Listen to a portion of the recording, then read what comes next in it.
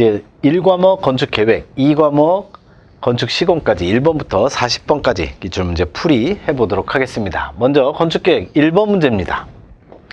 단독주택의 거실 계획에 관한 설명으로 옳지 않은 것 갑니다.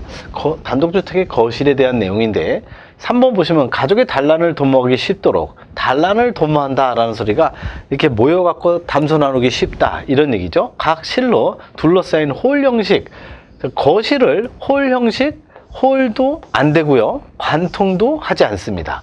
그래서 홀도 X고 관통도 X다 고 기억하시기 바랍니다. 거실에 관해서는 홀도 X고 관통도 X다라는 게 번갈아 가면서 틀린 보기로 출제가 되고 있으니 참고하시기 바랍니다. 2번 갑니다. 학교 운영 방식에 관한 설명으로 옳지 않은 것. 3번에 보시면 교과 교실 영역에서는 일반 교실이 각 학년에 하나씩 할당되지 않습니다. 할당되는 게 아니죠. 그 외에는 특별 교실을 가진다. 이거 U 플러스 V형에 대한 설명이죠. 교과 교실형은 일반 교실이 전혀 없고, 아예 일반 교실이 아예 없고 특별 교실만 있는 거죠. 지금 3번의 설명은 주어를 바꿔야죠. 교과 교실형이 아니라 U 플러스 V형. 여러분들이 중고등학교 때 가장 많이 사용됐던 게 본인들 이제 몇 학년 몇 반이라고 하는 반 교실이 있죠. 그리고 나서 특별 교실 플러스 있는 거 U 플러스 V형입니다. 3번 갑니다. 아파트에 의무적으로 설치해야 되는 장애인 등의 편의시설, 의무적으로 설치하는 편의시설이 아닌 거, 속하지 않은 거. 이거는 2번 보시면 장애인 등의 통행이 가능한 복도 같은 경우에는 의무 설치가 아니고 권장사항입니다. 권장사항은 해도 좋고 안 해도 좋고 이런 거죠. 요거 장애인 전용 주차구역 접근로 출입구는 다 들어갑니다. 요거 아파트에 다 들어가는 거죠. 대신에 복도는 들어가지 않는다. 복도는 권장사항이다. 예를 들어서 현복도나 중복도 같은 경우에는 뭐 당연히 복도가 있겠지만 계단실형, 홀형 같은 경우는 복도가 대부분 없죠. 그렇기 때문에 저건 권장사항이다. 4번 갑니다. 상점의 쇼윈도에 관한 설명으로 옳지 않은 것 갑니다. 이거는 난이도 상입니다. 쇼윈도에 대해서 거의 틀리라고 낸 문제죠. 1번 보시면 쇼윈도의 바닥 높이는 상품이 종류와 관계없이 낮게 할수록 좋다. 보통 이게 높낮이가 상품의 종류에 따라서 틀립니다. 스포츠용품이나 양화점 같은 경우에는 낮게, 시계점이나 귀금속점은 높게 이렇게 돼 있는 거죠. 그래서 종류, 그러니까 우리가 팔고자 하는 제품의 종류에 따라서 높낮이가 서로 틀려지게 된다. 이렇게 해야 정확하게 맞는 문구가 되겠죠. 5번 갑니다. 5번 같은 경우에는 여러 번 나왔던 내용이죠. 거의 건축 법규에 관련된 내용이죠.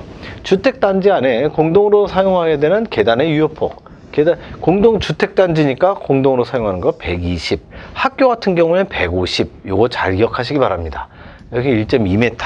요건 계속 반복해서 나오고 있으니까 참고하시기 바라고. 6번 갑니다. 주행 공간을 주 행동에 따라서 개인 공간, 사회 공간, 노동 공간으로 구분할 때 가사 노동 공간에 속하는 거가 어디에 있느냐. 노동 공간 요거 중에 하나 아무거나 골라라 라는 거죠. 다용도실이 해당이 되고요. 현관 같은 경우는 이제 공용 공간이고 서재 같은 경우는 개인 공간으로 들어가겠죠. 화장실 같은 경우 여기도 역시 전체 공용 공간 이렇게 보시면 됩니다. 그래서 어쨌든 개인, 노동, 사회 이렇게 구분을 해설을 잘 참고하시면 될 것 같고. 7번 갑니다.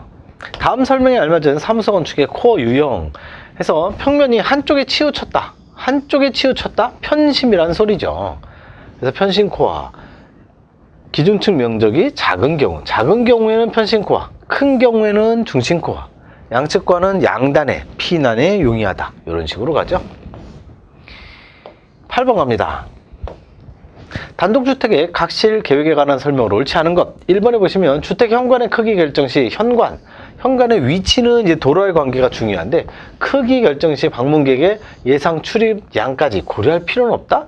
당연히 그 예상 출입량에 따라서 크기가 결정이 돼야 되는 거죠. 예를 들어서 출입하는 사람이 엄청 많어. 근데 문은 너무 조그매. 그러면 안 되죠. 많으면 크게, 만약에 작으면 작게. 얼마든지 그거에 따라서 예상 출입량하고 이 크기가 거의 비례하는 관계가 있다. 이렇게 보시면 되죠. 9번 갑니다. 오피스 랜드스케이핑에 관한 설명으로 옳지 않은 것 3번 갑니다. 복도를 통해 각 실로 접근을 한다. 요거는 개실 배치에 대한 설명이죠. 독립성과 쾌적성이 우수하다. 정확하게 개실 배치에 대한 설명입니다. 그리고 독립성과 쾌적성이 우수하다. 벽이 있다는 소리죠. 각 실에 벽이 있으니까 독립성이나 쾌적성이 좋다는 거죠. 오피스 랜드스케이핑은 벽이 없습니다. 전혀 없습니다. 굳이 뭐 벽이라고 해봐야 이동식 칸막이 벽이죠. 칸막이 벽이니까 복도를 통해서 어쨌든 요 3번 보기는 그대로 개실 배치에 대한 설명이고요. 1, 2, 4번은 몽땅 다 맞습니다. 10번 문제 갑니다. 상점 건축 계획에 관한 설명으로 옳지 않은 것 갑니다. 4번에 보시면 고객의 구매 욕구를 높이기 위해, 구매 욕구, 충동 구매를 높이기 위해 고객, 종업원, 상품의 동선을 서로 교차하게 동선에서는 역순이거나 또는 교차거나 절대 1도 예외 없습니다. 이게 뭐 자동차 동선, 사람의 동선, 고객, 종업원의 동선, 물품 동선 할 거 없이 동선은 역순이나 교차는 절대 허용 안 됩니다. 그래서 동선을 서로 교차하도록 하면 무조건 틀립니다. 이건 뭐 앞에 있는 내용과 관계없이 무조건 틀리게 돼 있어요. 교차되지 않도록. 11번 갑니다. 아파트 건축의 평면 형식에 관한 설명으로 옳지 않은 것. 4번을 보시면 계단실형은 통행부 면적 비율이 당연히 낮죠. 계단실형, 홀형, 복도를 줄이고 홀로 만든 거니까 통행부 면적 비율이 낮으며 독신자 아파트에 주로 채용하는 건 중복도. 그래서 이게 지금 통행부 면적 비율이 높다라는 건 기본적으로 뭐 편복도나 중복도가 해당이 되고 독신자 아파트는 중복도. 이것도 시험에 가끔 나옵니다. 중복도형이 독신자 아파트를 주로 어떤 형태가 많이 사용되느냐? 중복도 형태겠죠. 12번 갑니다. 다음 중 주거 공간의 모듈 계획 적용에 대한 설명으로 옳지 않은 것. 4번 보시면 사용자 개개인의 성격에 맞는 변화 있는 공간 구성이 용이하지 않습니다. 자, 모듈 계획이라는 게 기본적으로 1M, 2M, 3M 이런 식으로 가는데 나는 이 사이에 소수점이 필요해. 1.5M이 필요하다. 이거 못합니다. 그래서 변화 있는 공간 구성이 어렵다가 맞는 거죠. 융통성이 굉장히 없다. 창조성 상실의 우려가 있다. 요거 잘 알아두시기 바랍니다. 13번 갑니다.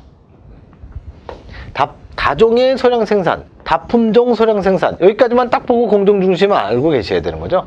표준화가 어렵다. 또는 뭐 예상 생산이 굉장히 어렵다. 이런 식으로 가는 게 전부 공정 중심. 우리 제품 중심 같은 경우에는 소품종 대량 생산. 그리고 뭐 생산성이 높다. 이런 식으로 가는 거죠. 14번 갑니다. 사무실 건축에서 기준층 층고의 결정 요소와 관계없는 것. 기준층 층고 결정 요소 여러 번 나오죠. 그래서 엘리베이터 설치 대수 이건 없고요. 공사비 이런 거 다 들어갑니다. 공사비도 들어가고 채광 조건도 들어가고요. 뭐 채광 유리나 채광 조건, 사용 목적 다 들어갑니다. 이거 공조 시스템과 사무실의 깊이까지도 들어가니까 반드시 해설에 있는 5가지를 꼭 기억해 두시기 바랍니다.